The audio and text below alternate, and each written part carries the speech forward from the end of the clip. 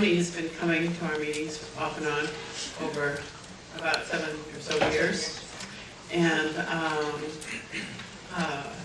it was only a few years ago that she offered me a copy of one of her books, a couple of her books actually, and I took them, and I have to tell you, I mean, it says Marilyn Monroe, you know, Churchill, Hitler, people she's talked to from on the other side and wrote about in this book, and I went, right, you know, I'm sure most people do that. But I took them home and I started reading them. It kind of got a life of its own right in my hands. And I said, you know, this is very resonant. And it felt very, very real. And I was just so pleasantly, happily discovering this. And so I asked her to speak to our group because I know she has a wonderful story. Since I was here last month, I've had a reading with her, and I have to tell you, it's one of the best readings I've ever had. Her guides are so profound and sensitive and able to describe in such wonderful detail, and put their finger on things that other people have missed. And so, if you ever have time, do you want to give your rates? How much? $100 for an hour, and it includes a CD. $100 for an hour includes a CD. And she does it on the phone. Do you do in-person readings too? No, I don't have a place No, right she now. doesn't have a place, so it's on the phone. Believe me, it's a really good investment. Oh, we have another first today. Her name? Her name is Sparkle. Sparkle? Sparkle is with us today. Sparkle, does it say something? She had a near-death experience. She had a near-death experience. No, It's a beautiful little no, puppy. attacked by What? she was no real. She was attacked by coyotes west of here and left for dead. She was attacked by coyotes west of here and left for dead. And her And she people had survived. all the farmers walk the fields until they found her. And farmers walked the fields until they found her, and she survived. So she truly is one of us. But we've had a dog at the meeting before, and it's really wonderful. Sparkle, you're so welcome. I'm glad you're here. Anyway, so at any rate, I was saying that if you have the opportunity to have a wonderful reading with Toni, we are gifted. She's in the area and is truly gifted. And so, without further ado, please give a warm welcome for Toni Winninger.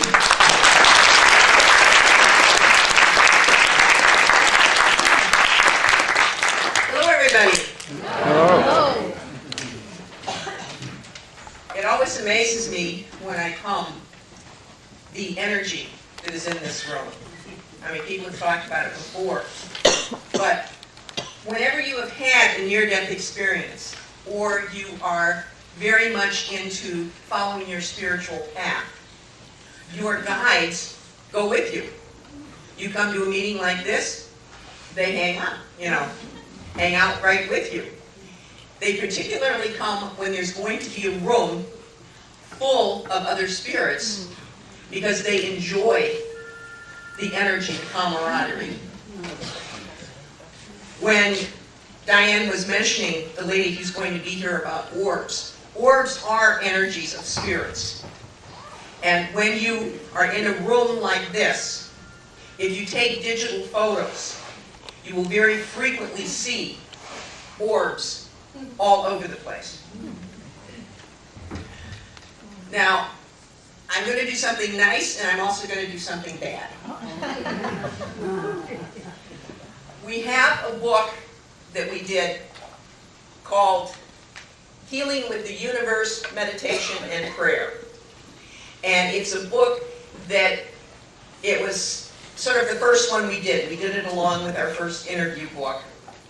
And it's being phased out because we are getting dictated, downloaded to us, a very much more precise book. Unfortunately, I only brought 80. So what I am going to do is I'm going to ask if you are with some people, please just take one for your group and share. It's a fast little book you can read. Also inside, you will find a cute little ditty that my partner put together entitled, What the Masters of the Spirit World Can Teach You. And it gives you some ideas of how listening to spirits allows you to open up, allows you to find out more about yourself. And very carefully hidden inside the folded thing is one of my business cards, which I will probably hear about as they get dropped all over the floor as you're exiting. Now I have an assistant here, Tom Nussbaum, who is going to help me pass them out. So if there are some people that don't get them, I'll make sure that there are some here next month.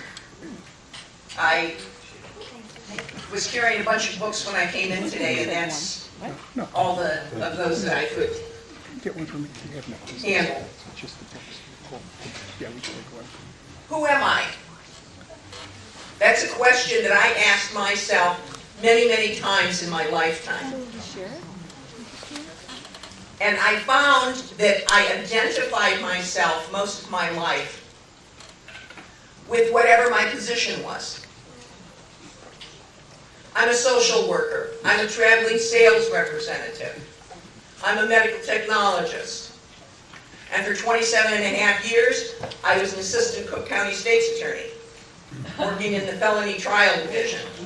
And at that time, and in all of my other positions, there was one common thread, and that was third dimensional solid material things.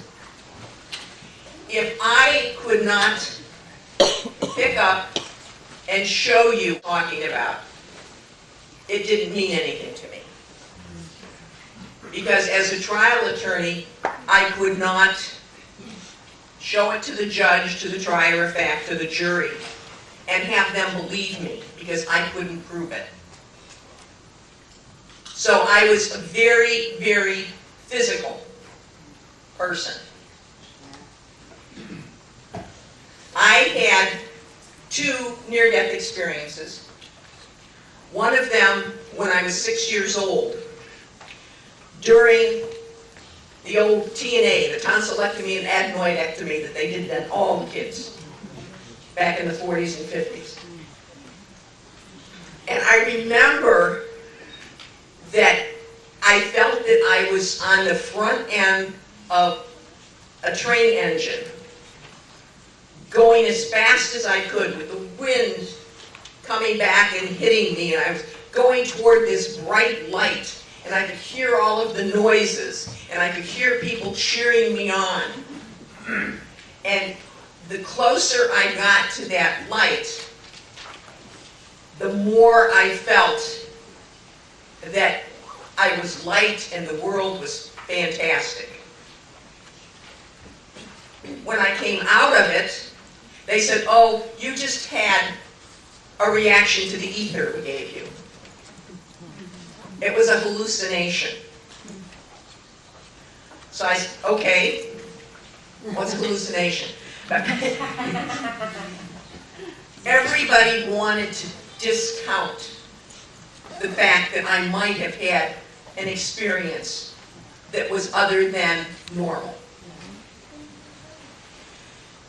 When I was a freshman in high school, between freshman and sophomore year, we lived in downstate Illinois, and we used to do our summer vacations in the foothills of the Ozarks along a river.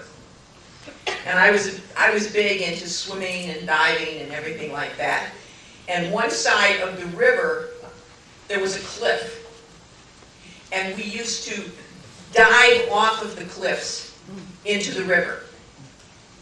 The problem was that there was an embankment. So if you were jumping or diving, you had to propel yourself out over that ledge. Well, we were there on a very busy holiday weekend. So instead of the usual, 4 or 5 people diving off the cliff, there had to be 24 people diving off the cliff. and it was clay. When clay gets wet, it's like grease. So, you know, wasn't dissuading me at all. I was climbing, all of his friends. I launched myself off of the cliff, and I hit some wet mud, and my foot went straight up, and I went straight down.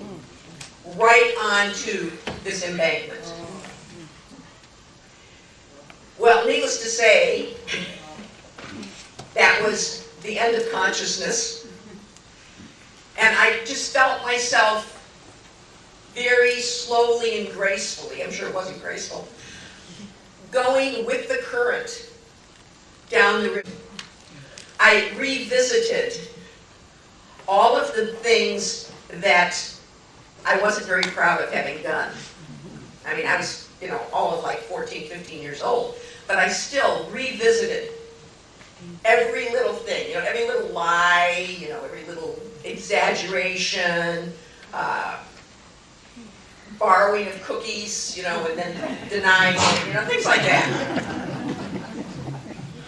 And I also saw some of my dad's aunts and uncles that had passed away, who were very close to us when I was growing up. And they were all telling me how great it was. And so, you know, I'm thinking, hey, this is pretty good. You know, can I just stay here? Oh, and I met my guides, my angels. I was in Catholic school, and if you've ever been to a Catholic school, when you're small, whenever you do anything good, they give you these little holy cards that have a picture of a child with a big angel behind them. And I had a whole collection of them. Well, all of those angels that had been on my cards came up and introduced themselves. And I'm thinking, hey, this is really great. You know, can I just, you know, stay here, not have to be bothered by my nerdy brother anymore, and, you know, just really have a great time. And they said, well, let's ask you a question. Have you done everything you want to do? And I said, how do I know? You know, I'm 15 years old. How do I know what I want to do? Is there anything you would like to experience? Well, yeah, it'd be kind of cool to learn to drive a car and, you know, visit a bunch of places, because my parents weren't very rich, so our vacations were camping in tents, you know. And there were things I wanted to do, big ideas I had.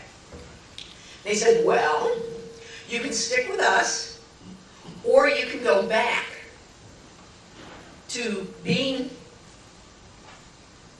entering sophomore year of high school and doing them in the physical world. And I said, okay, yeah, I think I want to go back. So as I had done my head dive into the cliff, a couple of college kids had seen me. And they also saw me go immediately under and not come back up. So they dragged me out, did CPR, and called the paramedics, and they revived me. And I was back into a world where I hurt like heck. You know, I had strained every muscle in my back and in my shoulders. I could hardly move. I could feel gravel embedded in my skull. I said, why did I make that decision? You know, why didn't I just stay? But I still had the remembrance of it. I had the remembrance of how great it was, how much love there was, and how much of an understanding there was between people. Everybody just seemed to be, as we would say, on the same wavelength. Nobody questioned things. Nobody put you down. So I thought, okay, well, maybe there's a way to translate this into a different way to live. Now that I know all of those bad things I did that I shouldn't have done, or I'm ashamed I've done, I can make up for them, and I can have a new life. So I went back to school, all excited, about my experience. Now, back to school was to an all-girls Catholic high school. And I mentioned to the nuns about my experience. Oh boy. There was, go see the school counselor. Are you still having headaches? Do you dream about angels all of the time? Out of sequence questions. Because I had the nerve to say I had met angels, that I had met spirits, that I had been able to feel them. So within a very short period of time, I learned not to speak about my near-death experience. And I didn't. I then became very, very, as I say now, third dimensional. The only thing that was important is what society believes. And I patterned my belief systems, the rules by which I lived my life, by what society wanted me to, and the Catholic Church.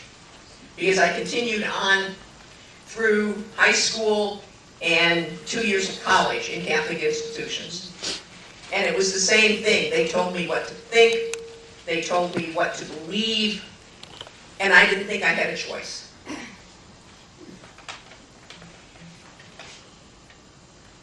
Junior year in college, after having spent freshman and sophomore year with the Jesuits up at Marquette University, where they are more free thinkers than anyone else in the Catholic Church, and they were telling me that everything that the nuns had told me could be scientifically explained instead of being a miracle.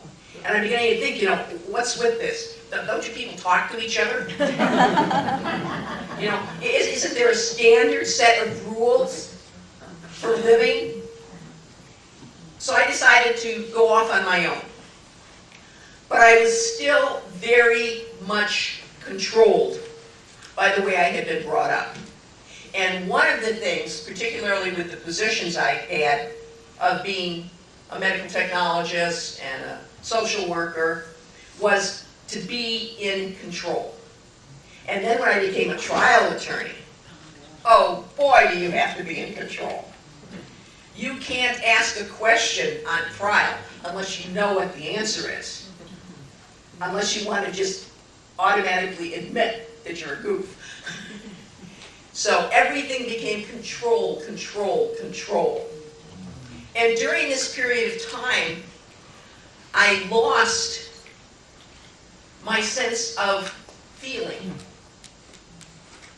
And not that, you know, I could pick something up and feel it, but I lost my emotional sense of feeling. There was no, oh, I could, you know, love my pets and things, but, you know, feeling empathy for people, feeling sympathy, that was something that got in the way of my job. Now also, I was one of the first female state's attorneys in Chicago, in the trial division. They had been in the appeals division and in juvenile for quite some time, but they hadn't been allowed into the trial division because most of the judges in Cook County didn't think that they were capable of being able to go into battle with the men. I remember one of my first appearances in court and the judge standing up looking down at me. Sweetie, are you sure you want to do this? You know, we're not going to start a trial and then you get that monthly thing and go all crazy on me, are you? This was back in 1976, 7, and 8, was when it was the worst. So, I purposefully buried my feelings because it was impossible. I was working in the felony trial division, which is where you try all the murders, rapes, home invasions, and things of that nature. And if I'm up presenting a case for a woman who has been raped and beat almost into the point of not remaining here, I can't show any emotion, because the jury will say, well, she must not have a good case if she has to get all emotional with us. Or the defense attorney would say the same thing. You know, the prosecution can't depend upon the facts. So she wants you to open up your tear ducts and vote with your tears. So I became very, very emotionless. But I was a damn good prosecutor. So much so that, and this is a little gross, but I was in a courtroom and they would assign state's attorneys to different courtrooms. And I'd be in a courtroom with 2 male state's attorneys because there weren't very many females. And the judge was always saying how we weren't dynamic enough. We weren't forceful enough. And one day he looked down at my 2 associates and he said, you know guys, I gotta tell you, the only one in this courtroom that's got any balls is Toni. So, man up.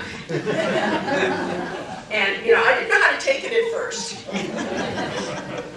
But then I realized it was a compliment to what I was doing, that I was doing my job.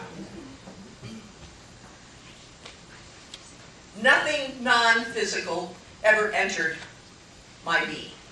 Now, I was open enough to saying that other people could believe in those things if they wanted to.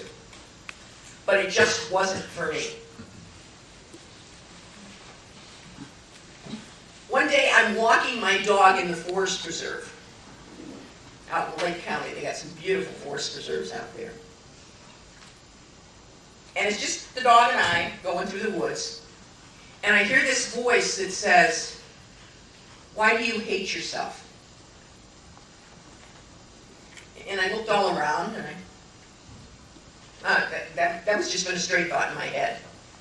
A couple seconds later, tell me, why do you hate yourself?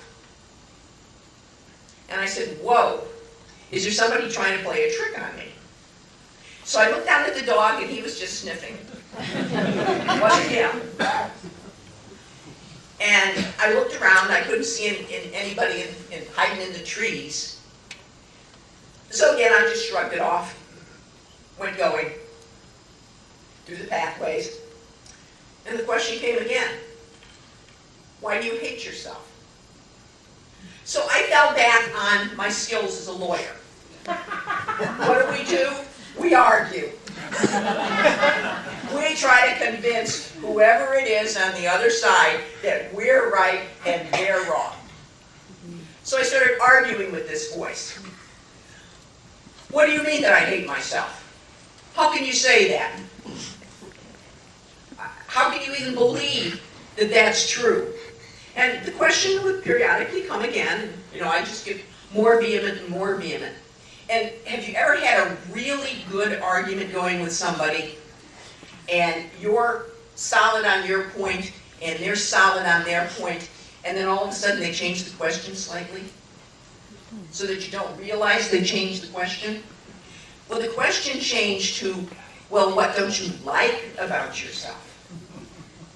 And because I could no longer respond that I didn't hate myself, it started popping out. Well, I'm unhappy that I never really got married and had kids, and, I would have liked to have spent a little more time being an artist and following my music. And I said, wait a minute, where's this coming from? Because it was a crack in my emotions. There was things coming up from inside of me. And the only reason why I was giving any credence to this voice to begin with was I had decided it wasn't a physical voice, because there wasn't anybody there.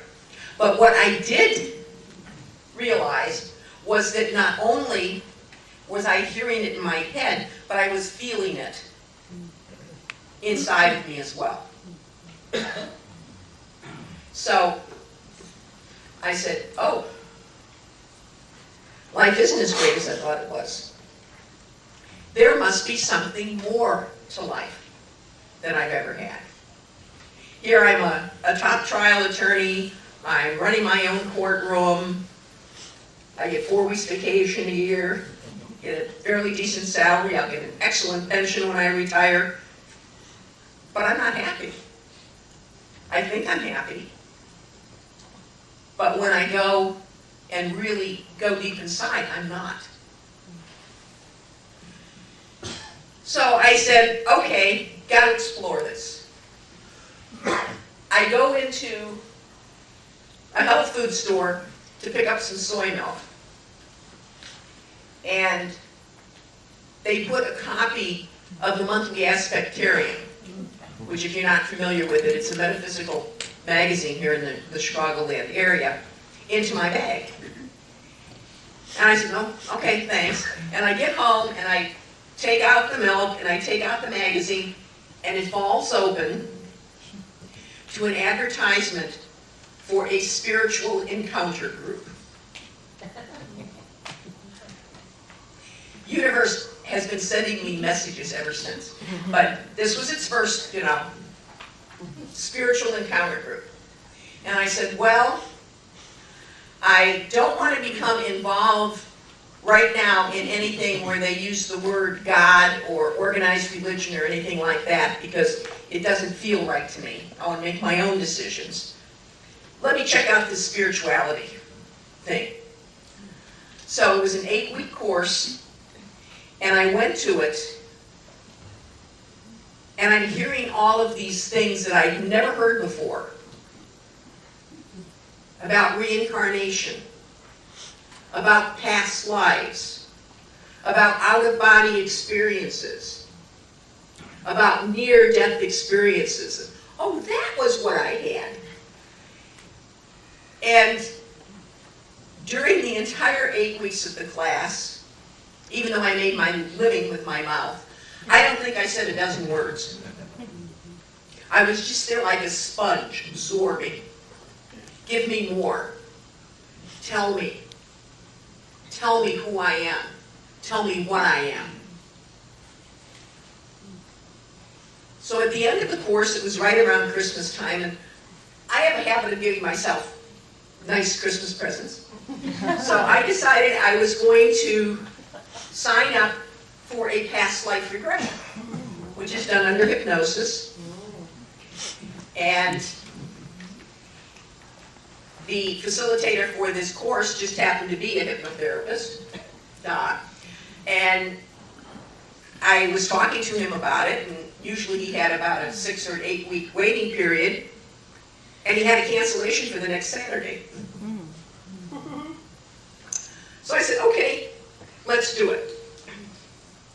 So he hypnotizes me, and the first thing he directs me to is he said, go someplace where you can learn something from a past life. And I didn't go anywhere. And he said, okay, go to a lifetime where there's some information you have to bring forward into this life. I didn't go anywhere.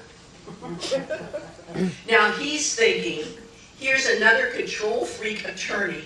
Why do I even try to hypnotize him? But then he finally said, instead of a specific lifetime, he said, go to some place where you can get information. Not necessarily a place I've been before, but to some place. I immediately went somewhere. And that somewhere, as I gradually became aware, I was a female, I was barefoot, I was dressed in skins, and it was a very desolate place, but I could hear moving water in the distance. And he instructed me, see if you can find the water. So I went to the water, and I heard music coming up out of the water.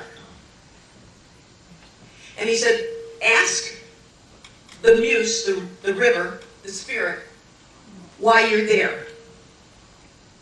And I'm thinking, okay, sure. Why am I here? And the answer was to learn who you are. And I said, yeah, this is what I wanted. This is what I wanted. Okay, tell me who I am. You are energy. You are the essence of life.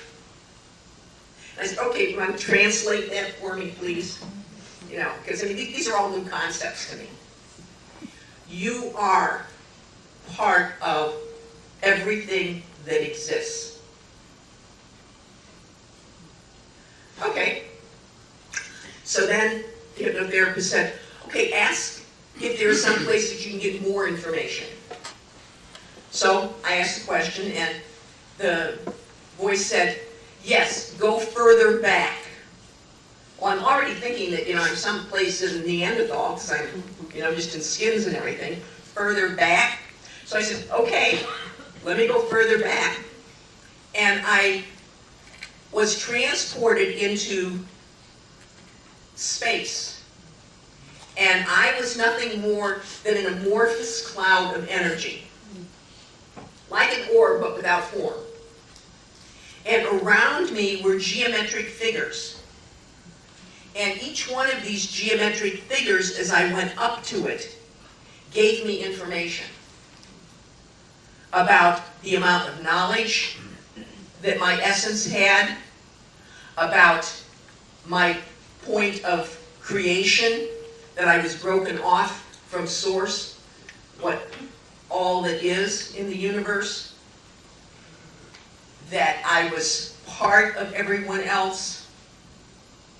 And then I saw an archway, and I walked through that archway and went into my first past life experience, where I was a Native American Indian riding on a horse across the plain, helping my tribe move from one location to another. And in each one of these lives, I learned something more about myself. So I went through half a dozen different lives. He said, all right, now see if you can go in between lives. Stop and see why you have done these particular lives. So I went and stopped in between lives, and I immediately was in that unconditional love that is a trillion times better than the best love affair you've ever had.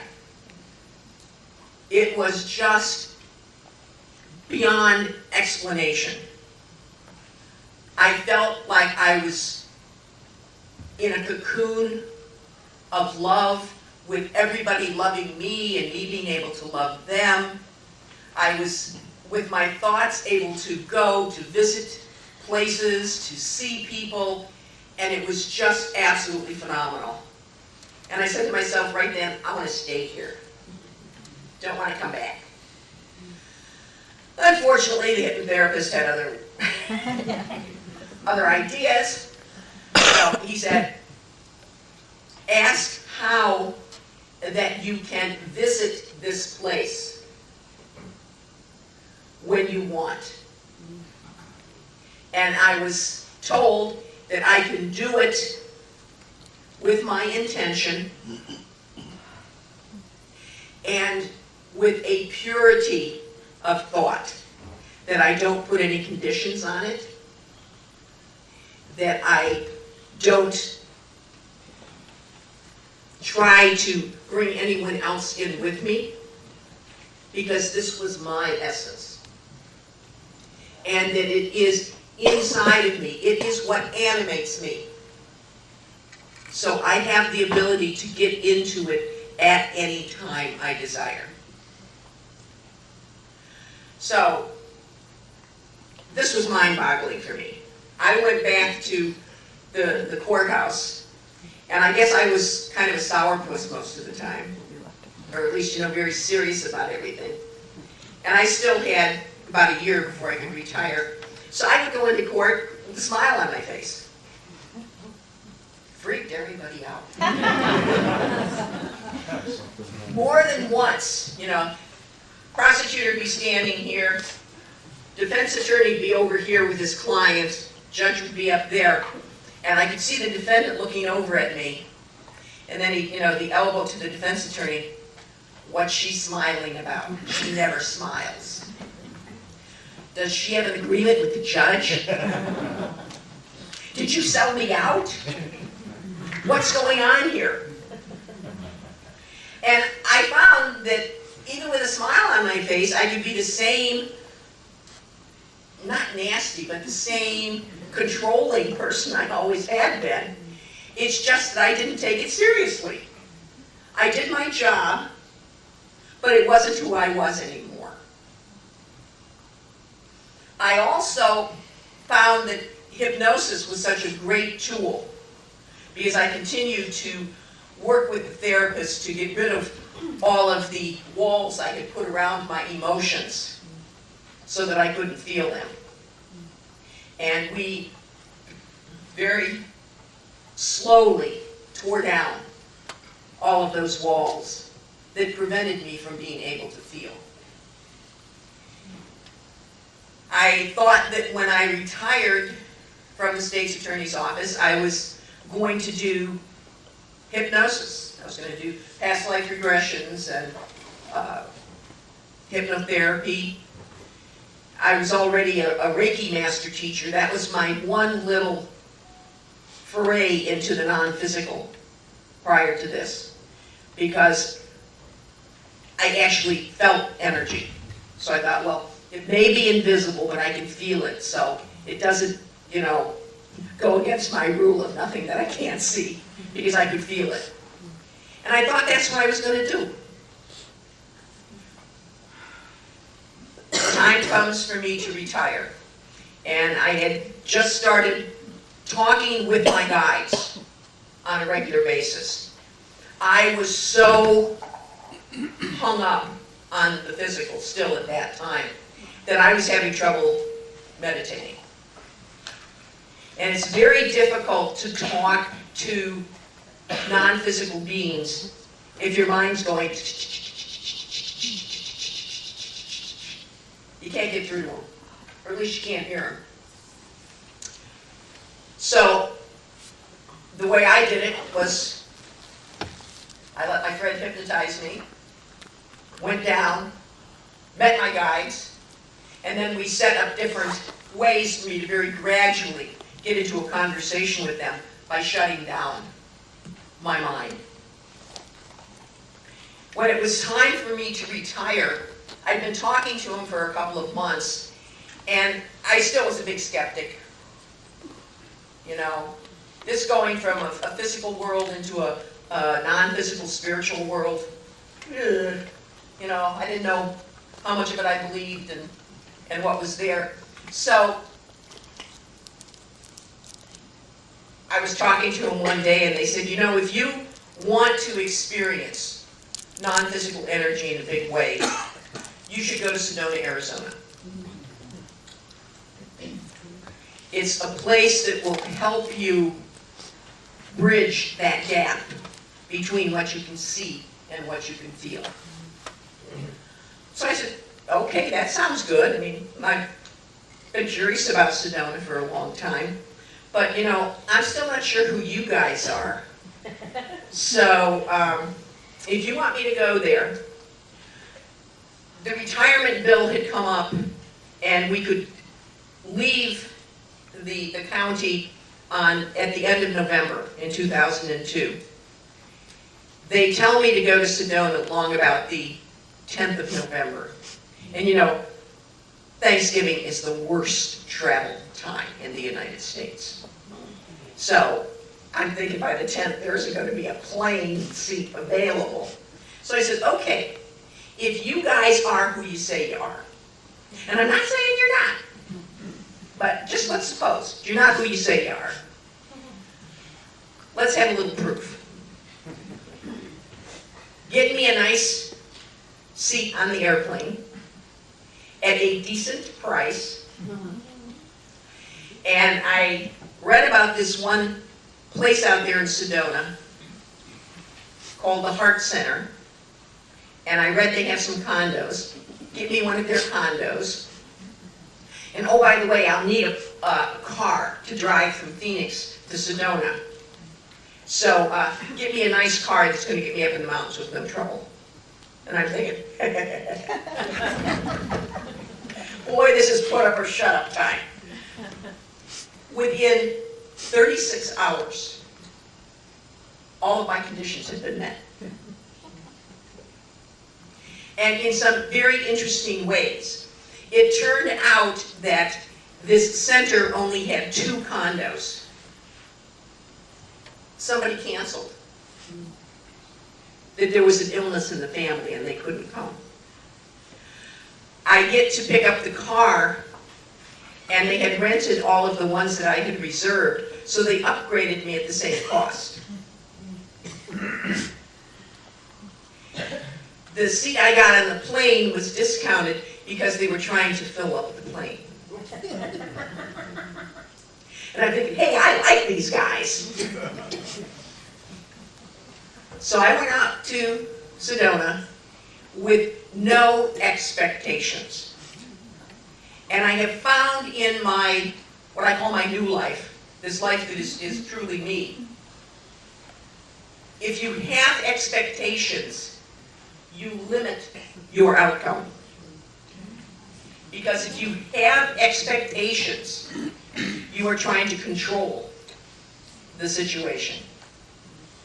If instead you say, let me have the experience that will give me the most benefit, you will have fantastic, fantastic experiences.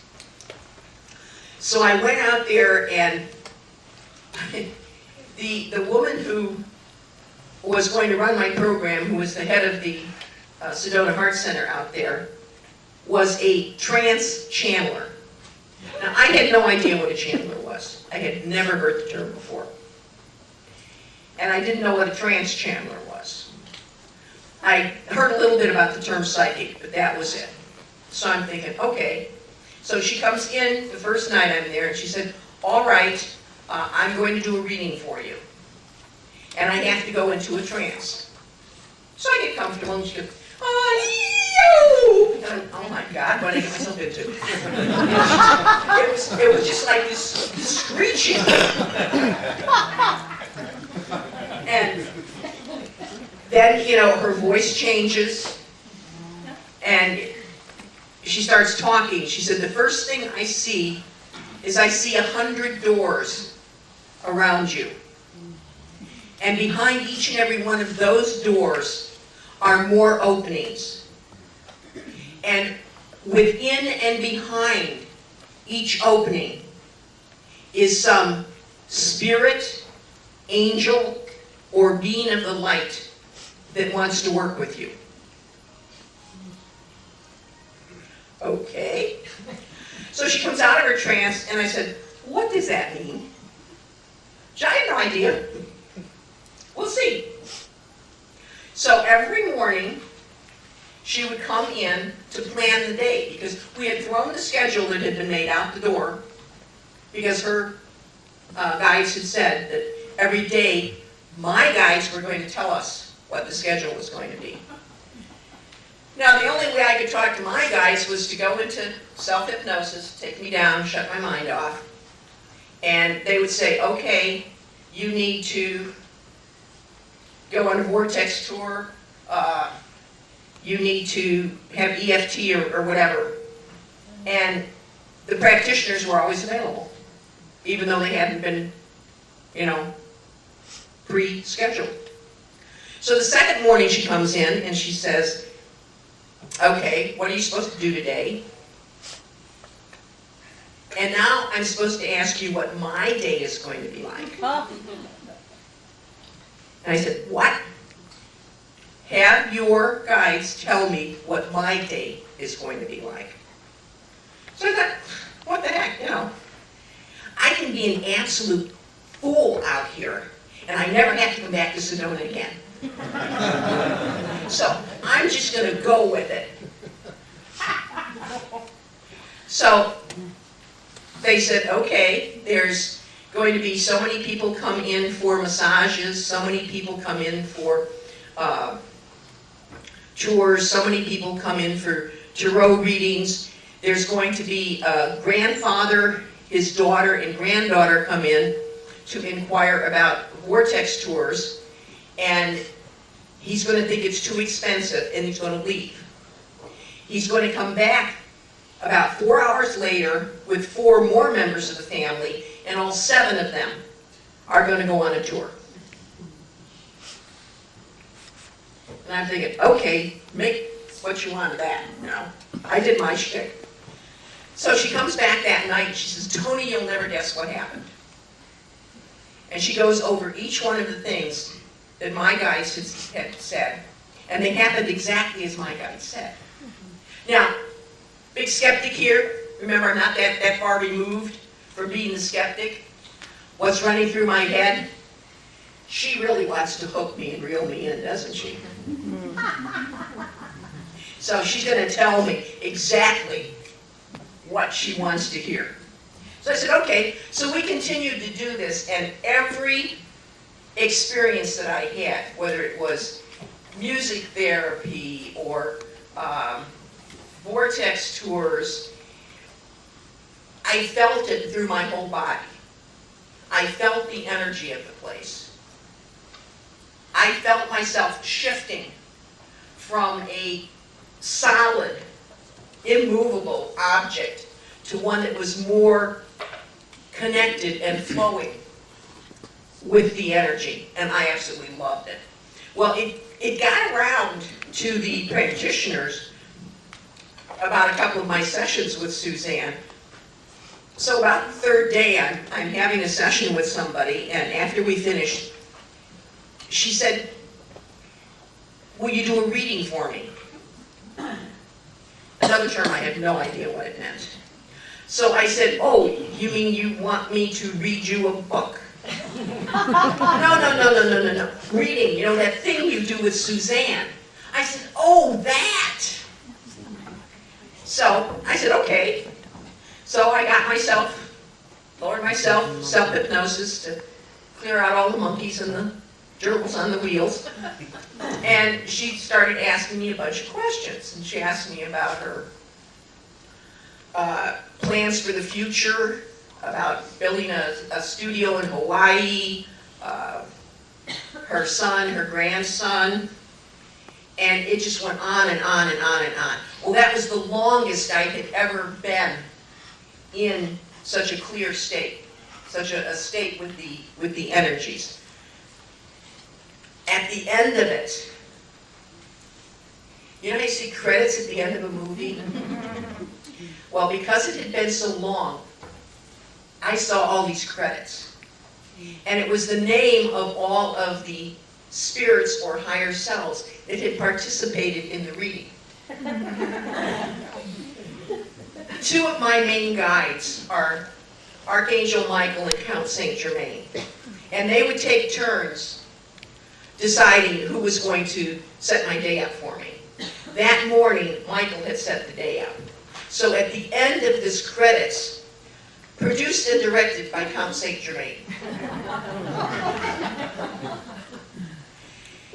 During that period of time, as these energies came in, I felt the difference with each energy. And this was the longest that I had done it. I was absolutely frozen because the energy was so different from my body temperature. She ended up having to put 3 blankets on top of me and fed me tea until my teeth stopped chattering. But from that time, for about 6 months, whatever energy came through me, I felt the difference in the vibration. I don't any longer, but I did in the beginning. So when I came home to Chicago, I came home a channeler. And I call it channeling rather than psychicness, because to me, if I reach out and try to pull something out of the air, that's being psychic. I'm connecting with the psyche that is there. Sort of a hang-up from my time of being an attorney and respecting people's privacy. I would rather be just the conduit through which the information passes.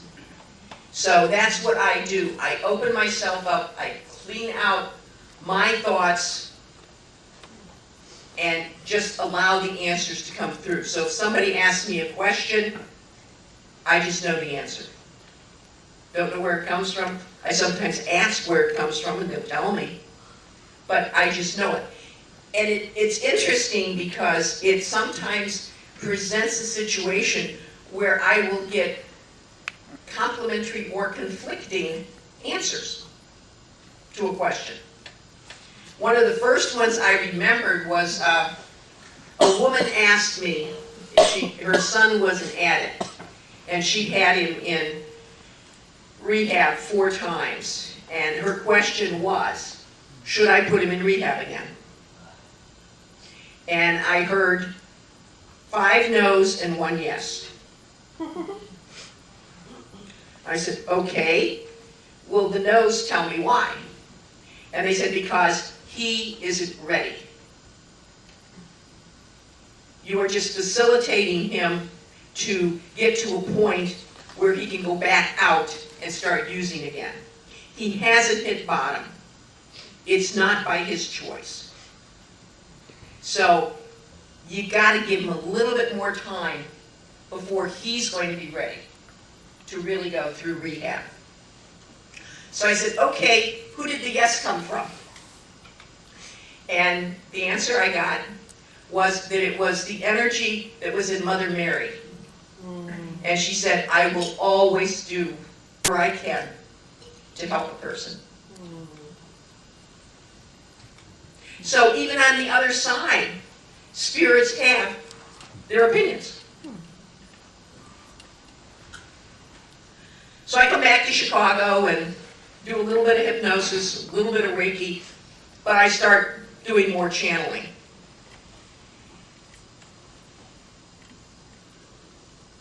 The fall after I retired, I was at the Mid-America Hypnosis Conference here in the Chicago area. And I was doing little mini channelings at a booth. And during the day, there aren't too many people in the exhibit hall because they're all attending classes. And across the exhibit hall was a gentleman who caught my attention. And he was selling CDs for stress relief, stop smoking, weight loss, and everything else. And we were waving at each other across the hall. And he finally walks over. And he sits down and he says, what's this channeling anyway? Well, I'm immediately caught because he's got this gorgeous British accent. And I love British accents. And so I explain to him, I clear my mind, and everything, just comes to me. He says, can I ask some questions? And I said, well, I'm not doing anything, you're not doing anything, why not? So he asked me questions about his wife, his children, his grandkids, and he kept getting, more and more into a heavy thought process. I could just see the wheels moving practically. So when he ends, and I'm thinking, because he doesn't say anything, I'm thinking, he thinks this is a bunch of hooey. He's not getting the answers he's expecting. But instead, he looks at me and he said, I just read a book about Carl Jung. And there are a couple of questions that book brought to mind for me. Do you think I could ask Carl some questions? I said, whoa. I never thought of anything like that before. But you know what? Hold on a second. So I got my regular guides on the phone and I said, go and check with the soul that was Carl Jung. See if he's still on the other side, that he hasn't come back, he's not in another body. And if he would like to answer Peter's questions. And the answer came back immediately. He'd love to. So I told Peter, I said, okay, let's set up a time when we can get together and you write down all of the questions that you want to answers to.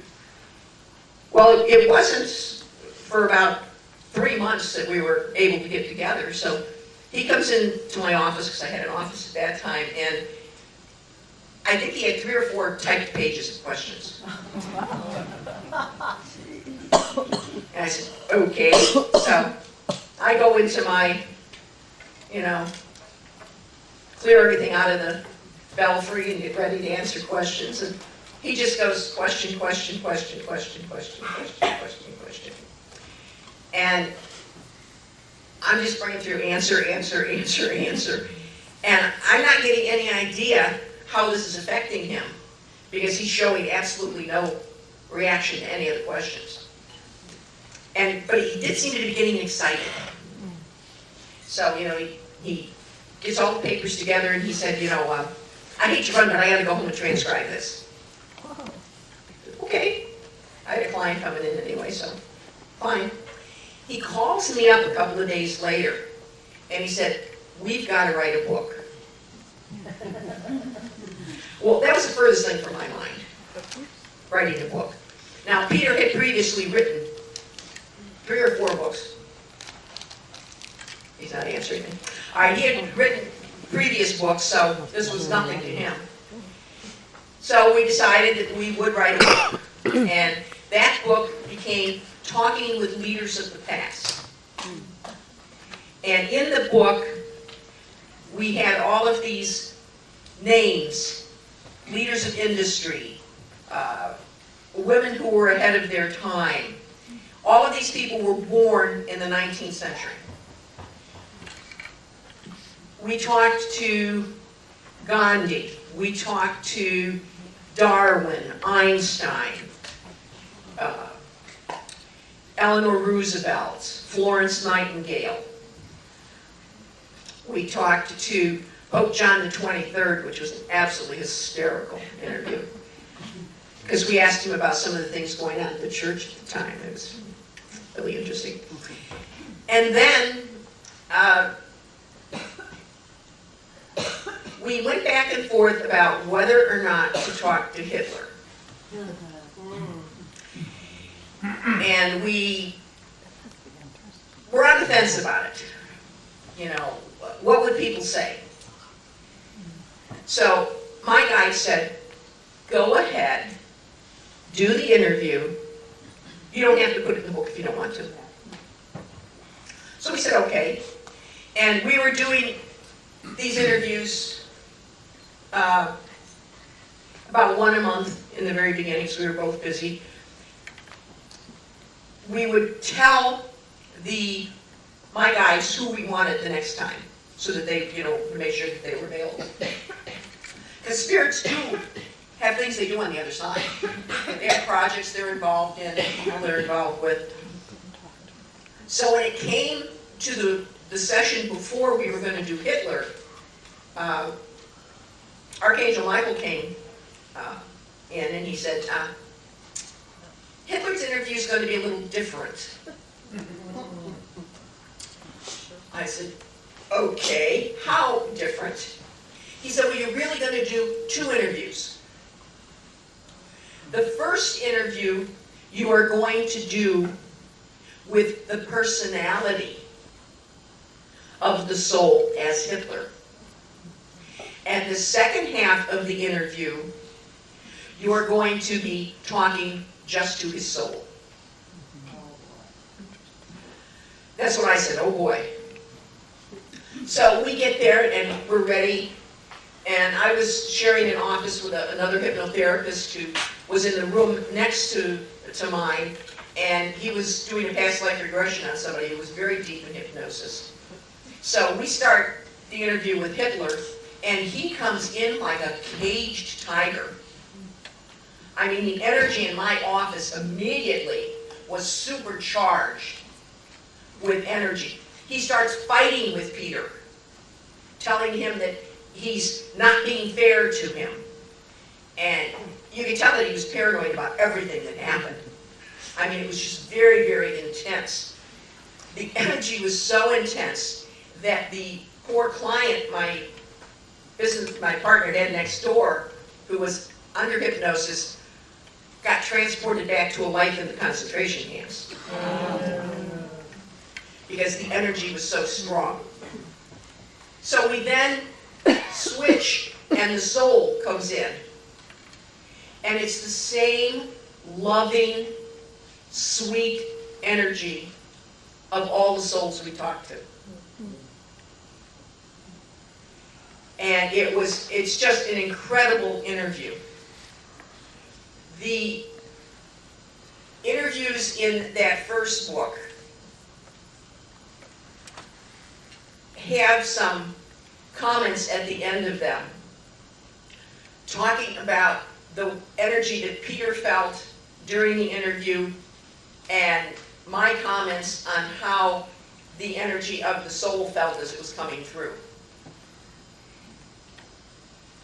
In reading any of the books that we have interviews, if you just go in without an expectation again, and give yourself up to the energy, you can't help but feel the person that is talking.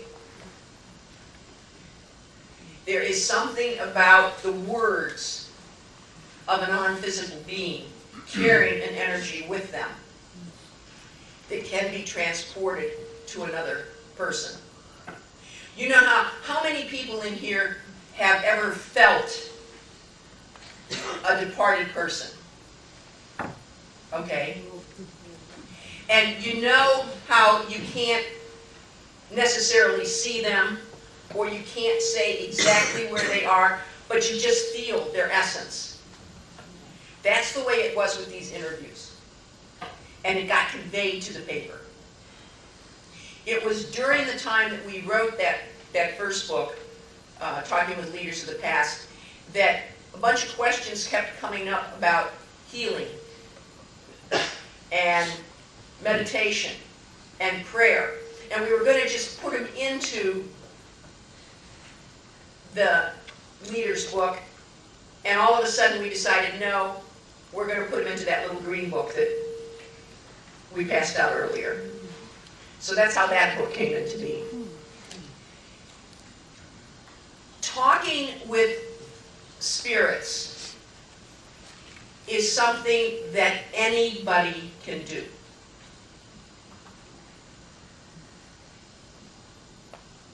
Okay, a few skeptics, should be.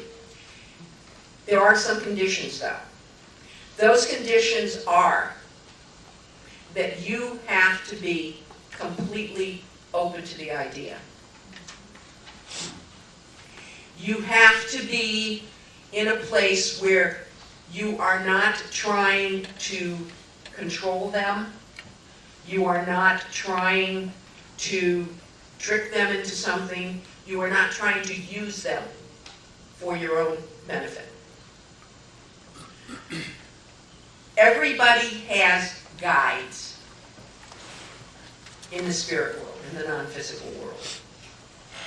And these are souls that before you came down here agreed to be on the planet at the same time you were and to help you make decisions.